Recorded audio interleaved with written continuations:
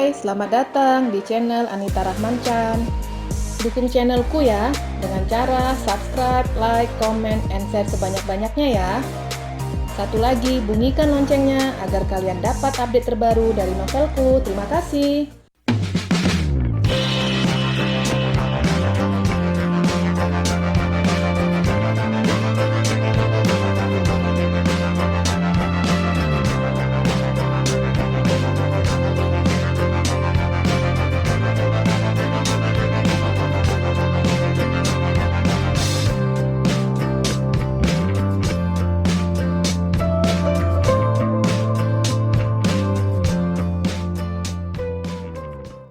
Episode 53. Dimas tiba di rumah sakit dengan menggunakan mobil istrinya.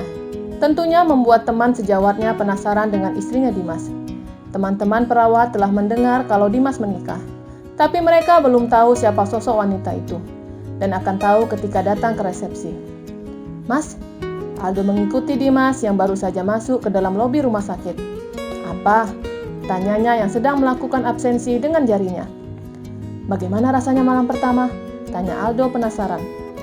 "Rasanya luar biasa," sahut Dimas bohong. "Oh ya?" Wajah Aldo terlihat bersemangat. "Bagaimana permainannya?" tanyanya lagi. Dimas langsung menatap tajam temannya. "Lebih baik kamu cepat menikah, biar bisa merasakan surganya dunia," ujarnya dan pergi meninggalkan temannya. "Asal kamu tahu, aku belum melakukan hal itu dengannya. Mungkin tidak akan pernah terjadi," gumamnya. Malam harinya, Dimas dan teman sejawatnya yang masuk siang pulang jam 9. Dia berjalan menuju tempat parkir dan bertemu kembali dengan Aldo. "Bukannya motor parkir di sana?" ujar Aldo sembari menunjuk ke arah tempat parkir motor. "Iya, aku tahu." Dimas meninggalkan Aldo menuju mobil istrinya. Karena penasaran, Aldo mengikutinya. "Wow, beruntung banget kamu," ujar Aldo sembari mengelus mobil mewah yang ada di hadapan keduanya. "Ini bukan punya aku," ujar Dimas. "Iya, aku tahu. Tapi kamu tetap beruntung dapat istri kaya raya."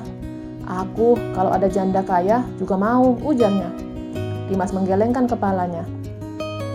"Kemarin kamu bilang mau pendekatan dengan Ila. Sekarang mau cari janda. Dasar pelin-pelan." Dimas menyalakan mesin mobil.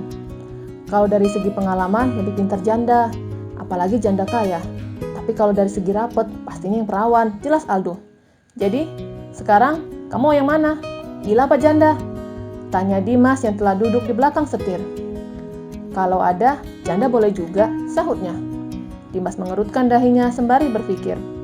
"Ada, apa kamu mau?" tanya Dimas. "Mau, siapa namanya? Dan di mana alamatnya?"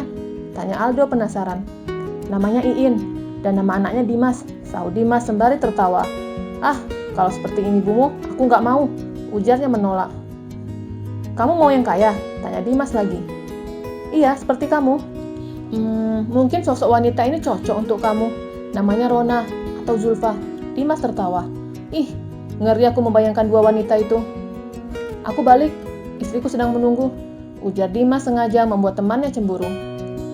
Dimas sampai istana jam 10 malam. Keadaan istana terlihat sepi. Dia melupakan di mana kamar istrinya. "Duh, lampunya kenapa minim banget?" gumamnya mencari kamar istrinya. "Yang ini apa yang itu?" Dimas menunjuk dua kamar yang berbeda. "Kalau terang, pasti aku langsung dapat menemukan kamarnya." Gerutunya mencari saklar lampu. "Ini istana, tidak mungkin pakai saklar satu-satu, pasti otomatis," gumamnya sembari berjalan menuju pintu kamar satunya. "Sepertinya ini." Dimas menyenter pintu dengan ponselnya. Dia memegang handle pintu kamar. Tidak terkunci, berarti benar ini kamarnya. Dimas masuk ke kamar itu. Lampu masih dalam keadaan menyala. Dia tertegun melihat kamar itu dan melirik ke kasur, tidak ada sosok istrinya. Mungkin dia di kamar mandi. Dimas melepas baju seragamnya sembari duduk di pinggir tempat tidur. Sembari menguap, dia melihat pintu kamar mandi terbuka. Dan ketika dia melihat sosok yang keluar dari kamar mandi bukan istrinya, melainkan Oma. Dia melihat sekeliling kamar itu dan melihat foto yang ada di dinding. "Aku salah masuk kamar," gumamnya pelan, dan hendak keluar kamar. Tapi baju kerjanya masih ada di atas tempat tidur. "Waduh, mati aku," gumamnya bingung. Karena Oma sudah mulai terlihat. Itu diketahuinya dari bayangan yang mulai terlihat. "Ayo berpikir." Dimas menarik rambutnya agar bisa berpikir. Tidak ada tempat bersembunyi. Dia harus bersembunyi di bawah tempat tidur. Dan pastinya akan terlihat Oma. Jika keluar kamar, bajunya masih ada di atas tempat tidur. Dimas melihat saklar lampu. Dia mematikan semua lampu yang ada di kamar dan langsung mendekati tempat tidur. Mati lampu, ujar Oma berhenti seketika. Dimas berhasil mengambil bajunya yang ada di atas kasur. Tapi ketika berbalik, dia menabrak sesuatu. Au, Dimas menutup mulutnya. Siapa itu? Tanya Oma sembari berjalan dalam keadaan gelap. Oma sangat ingat semua perabotan yang ada di kamarnya. Dengan cepat dia dapat menggapai pintu kamar. Wanita sepuh itu membuka pintu kamar. Dan Dimas bersembunyi di balik pintu. Loh, di luar nyala. Gumam Oma dan mencari saklar lampu kamarnya.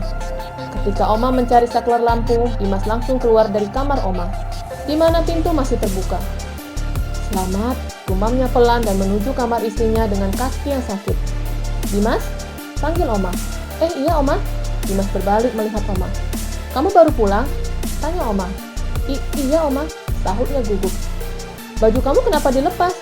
Tanya Oma memperhatikan Dimas yang sedang menenteng seragam kerjanya dan hanya mengenakan kaos dalam.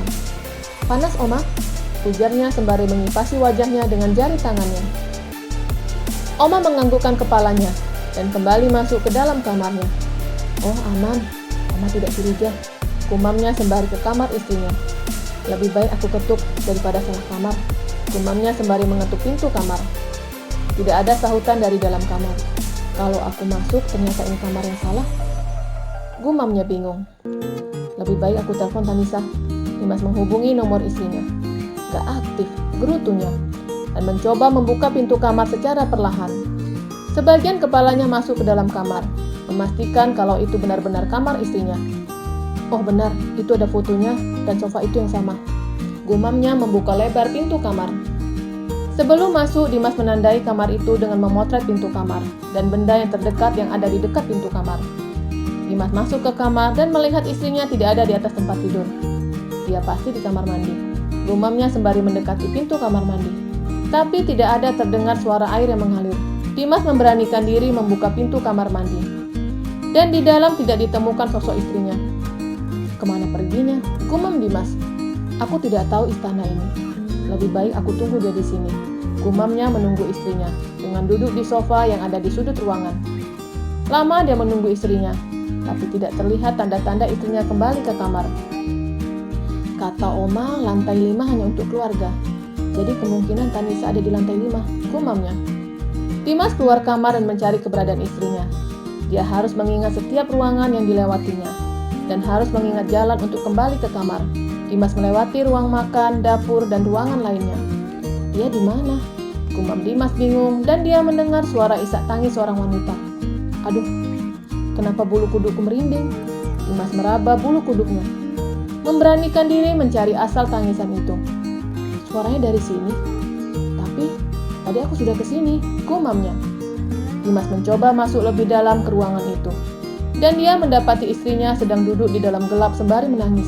Ya ampun, Dimas kaget sembari mendekati istrinya. Kamu kenapa? Tanisa tidak menjawab, dia masih tetap menangis. Ayo tidur. Dimas memegang tangan istrinya sembari mencari tongkat. Karena ruangan dalam keadaan gelap, mustahil dia dapat menemukan tongkat istrinya. Dengan cepat Dimas membopong tubuh istrinya, membawanya kembali ke kamar. Yang mana arah jalan ke kamar? Gerutunya bingung. Dimas mondar-mandir dari lorong satu ke lorong yang lainnya. Dan Tanisa hanya melihatnya saja. Nah, ini dia kamar kita. Dimas mencoba membuka pintu kamar dan meletakkan tubuh istrinya di kasur. Dia tidak ingin menanyakan apa yang membuat istrinya menangis. Dimas ingin istrinya sendiri yang mengatakan kepadanya. Dimas hendak pergi, tapi tangannya dipegang istrinya. Ada apa? Tanya Dimas. Aku kesepian, sahut Tanisa. Di sini ada Oma, Ila, bahkan ada Aniska. Kenapa kamu masih kesepian? Tanya Dimas bingung. Duduk, titah Tanisa. Dimas duduk di sebelah istrinya. Ada apa? Tanyanya. Tapi Tanisa meletakkan kepalanya di bahu suaminya dan mulai menciumi leher Dimas. Dimas langsung berdiri. Kamu mabuk? Ujarnya dan langsung menuju kamar mandi. Apa yang harus aku lakukan? Gumamnya bingung. Kalau aku memenuhi kewajibanku dan ternyata dia mempermainkanku, bagaimana? Gumamnya bingung. Lupakan semuanya. Dia hanya mempermainkanmu. Gumamnya dan segera mandi. Tanisa melempar bantal ke lantai. Baiklah, akan aku uji seberapa kuat kamu menahannya, gumam Tanisa. Dimas keluar dari kamar mandi dan mendapati istrinya memakai pakaian yang sangat seksi.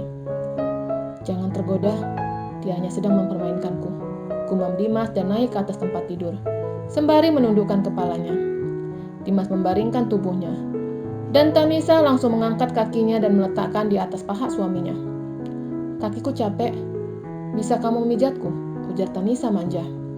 Yang capek itu aku, bukan kamu, dan aku tidak berani memijat kamu. Dimas menolak. Dia khawatir tergoda, dan khawatir salah memijat malah membuat kaki istrinya tambah sakit. Ya sudah, sini aku pijat. Tanisa naik ke atas badan suaminya, dengan duduk di atas junior suaminya. Aduh, berdiri adikku. Dimas menutup matanya. Tangan Tanisa yang lembut mulai memijat suaminya. Sebenarnya bukan memijat, dia malah mengelus dada suaminya. Tanisa merebahkan badannya di atas badan suaminya. Apa kamu tidak tergoda denganku? Tanya Tanisa dengan berbisik sembari menggigit telinga suaminya. Tanisa, cukup. Dengan gampang Dimas meletakkan tubuh istrinya di atas kasur. Tanisa diam, kecewa dan malu. Dimas menatap istrinya dengan mata yang merah. Dia tidak sanggup harus menahan godaan di depan matanya. Dia langsung melumat bibir istrinya dan tangannya yang nakal telah masuk ke bagian bawah milik istrinya, membuat Tanisa teriak puas. Dimas merobek baju istrinya. Tubuh mulus istrinya membuatnya tergoda, menciumi setiap jengkal tubuh putih itu dan memasukkan adiknya ke dalam gua. Nikmat yang sangat dirasakan oleh Dimas untuk pertama kali dalam hidupnya.